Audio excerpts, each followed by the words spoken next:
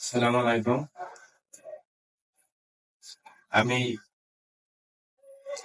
এই অফিস থেকে কম্বোডিয়ার উদ্দেশ্যে পাসপোর্ট দিয়েছিলাম ডাকুমেন্টের মাধ্যমে।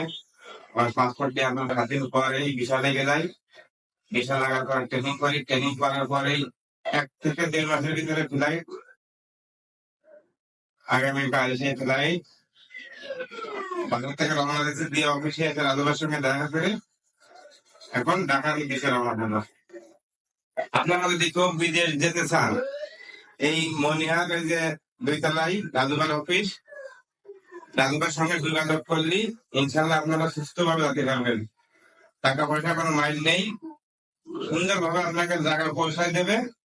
কাজ দিয়ে দায়িত্ব নিয়ে সেভাবে আপনারা লালুবার সঙ্গে যোগাযোগ করবেন। আর সবাই আমার জন্য দোয়া করবেন।